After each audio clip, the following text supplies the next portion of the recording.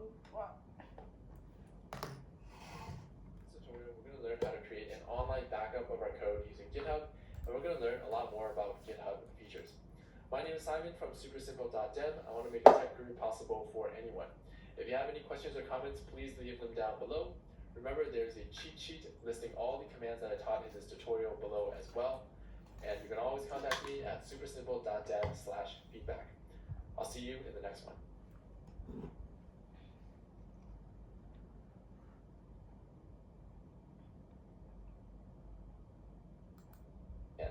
So make sure that the first step you do is to change directory back into this folder, which contains all our code.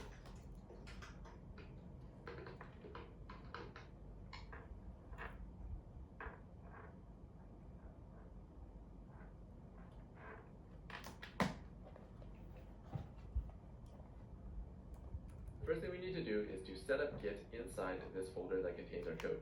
To do that, we're going to give this command, git init. And to run the command, we're going to press enter. So what this does is it sets up Git inside this folder, and Git is now tracking all of the files in this folder for changes. I get it. And don't worry about Udah memorizing these paham. commands because the most important part, we don't have a version history.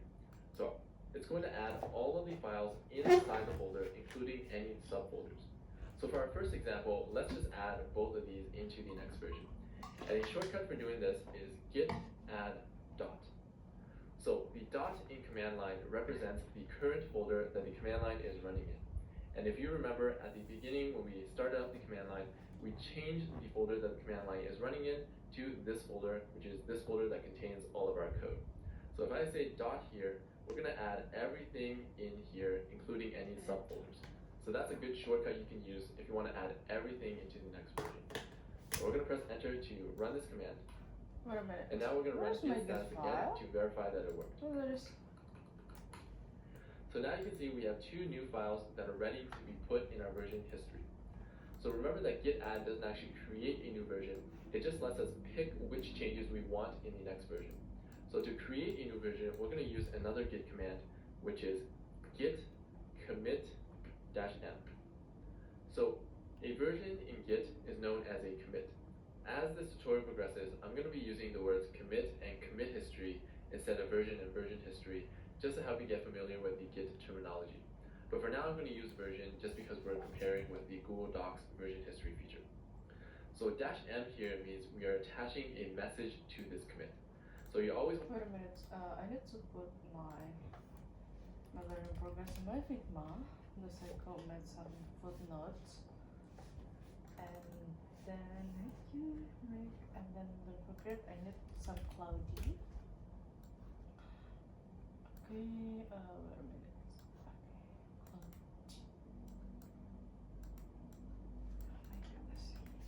want to attach a message to a commit version, we're going to say dot here. We're going to add everything in here, including any subfolders.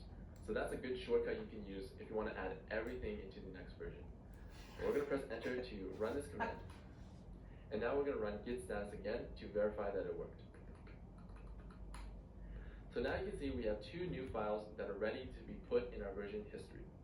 So remember that git add doesn't actually create a new version, it just lets us pick which changes we want in the next version. So to create a new version, we're going to use another git command, which is git commit -m. wait a minute. So what time was I understand that?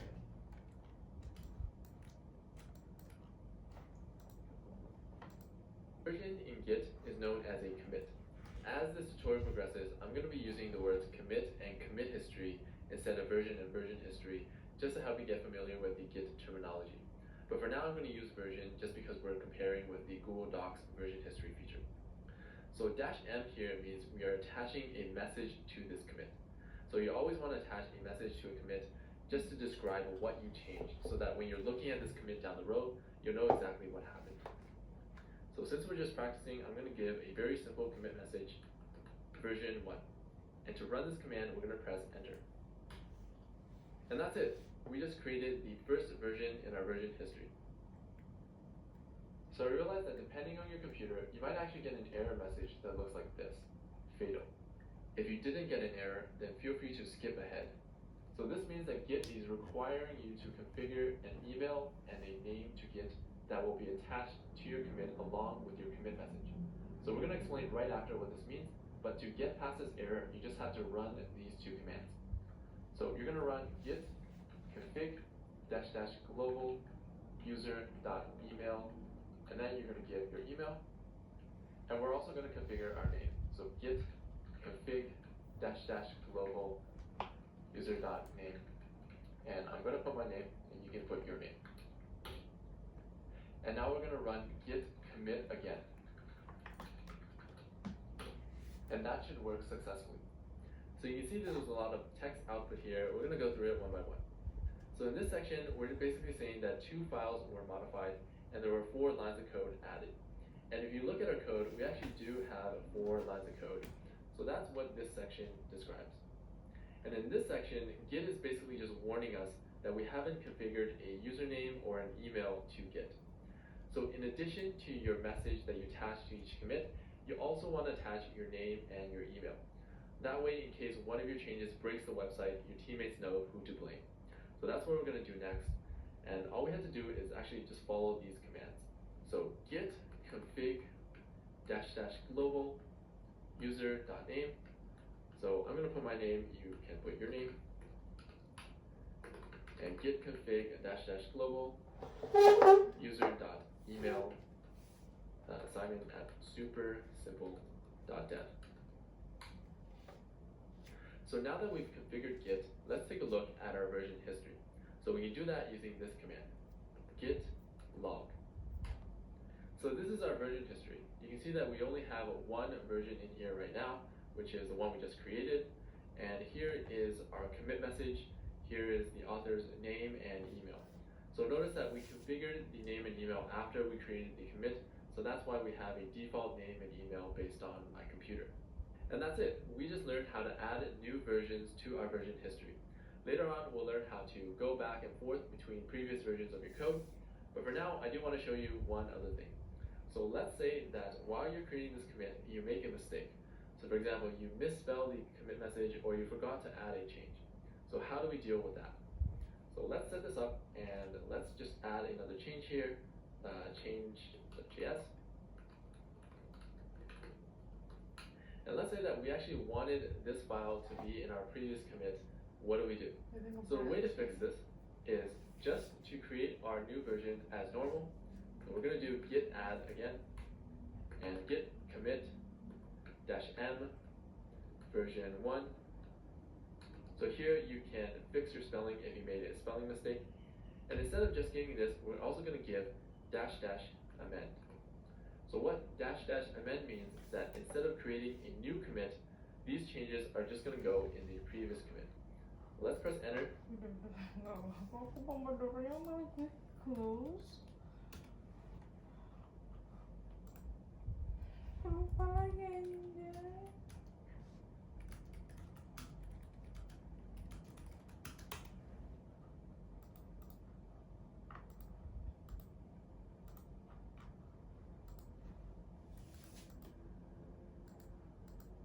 To run this command.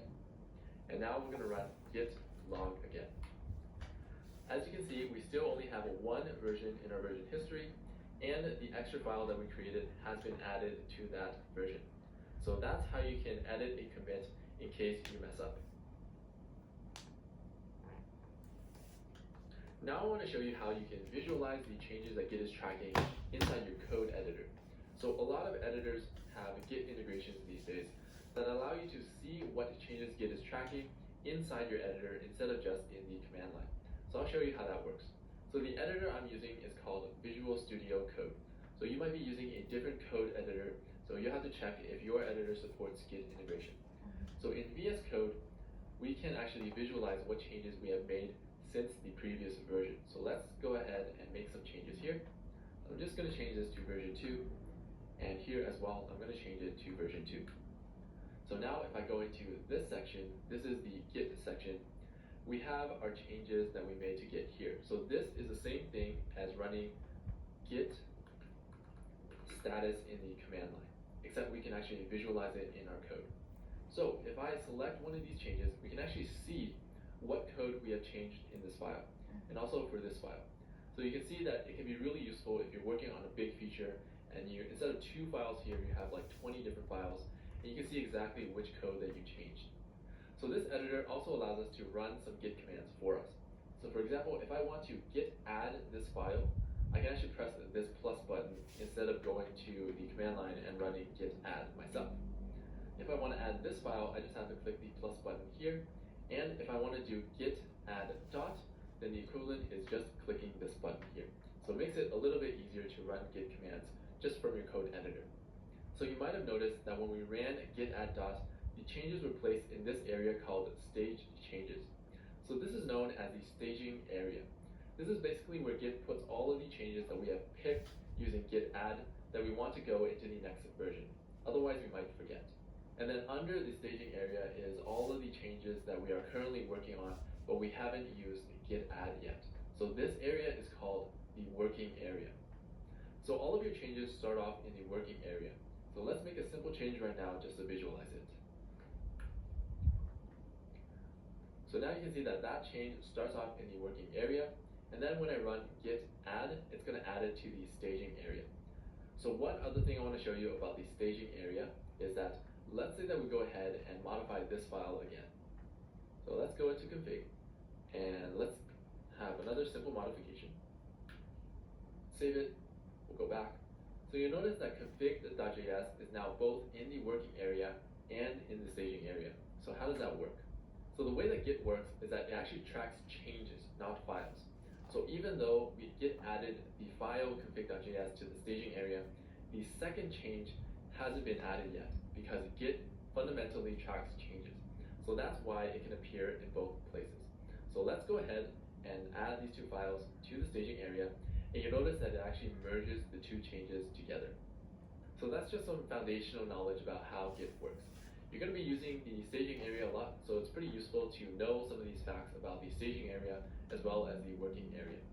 So the last thing I want to show you about these features is how to take changes out of our staging area and how to reset our working area. So let's start with staging first. So to take changes out of the staging area, our code editor might provide a convenient button in its Git integration, and my code editor has one right here. So all I have to do is click this button, and it will take the change out of the staging area. So now let's also learn the git command for doing this. The command for doing this is git reset. So reset works the same way as add. If we give it a file name like reset config.js, it will only take config.js out of the staging area. If we give it a folder, it will take all of the files in the folder, including any subfolders, and take all of that out of the staging area. So remember, a shortcut that we can use is git reset dot. So dot here represents our current folder, which is this folder that contains all of our code. So if we do git reset dot, it will take all of the changes out of the staging area. So let's go ahead and run this command. So now all of our changes are in the working area. And we can also reset the changes in our working area using another git command. And that command is git checkout dash dash, and this works the same way as git add and git reset. We can give it a file name, which will undo all of the changes to this file in the working area, or we can give it dot, which will remove all of these changes. So for this time, let's go back into our code editor and use the Git integration to do this. So if I click this button, this is the same thing as doing, so we reset change.js, this is the same thing as doing git checkout dash dash change.js. And if I click the button up here, this is the same as doing git checkout dash dash dot. So you can see how a Git integration in your code editor can really make your life easier when you're working with Git. So now that we learned the fundamentals of Git and how to create versions in our version history, we're going to move on and create the other features that we find in the Google Docs version history.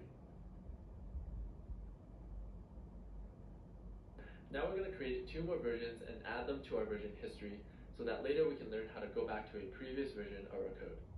So if you want to practice, you can actually pause the video right now and try to create 2 more versions on your own. So it's the same thing that we did when we created our first version. Alright, so I'll do it right now for my code. So the first thing we're going to do is just make some changes. And then we will pick the changes that we want in our next version, so git add dot. And then we're going to create the commit with a message. I'm just going to call this version 2, just because we're practicing. Now I'm going to create another commit, or another version, by first modifying the code.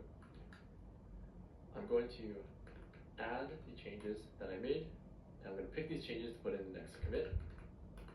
Then just create another commit with git commit. And now if I run git log, you'll see that we now have 3 versions in our version history, and now we're ready to learn how to switch between different versions. So you might have noticed that one big difference between Google Docs and Git is that Google Docs automatically creates versions of your document for you. So every once in a while, it'll save a version, and you can go back to it later. But for Git, however, we have to create our versions manually.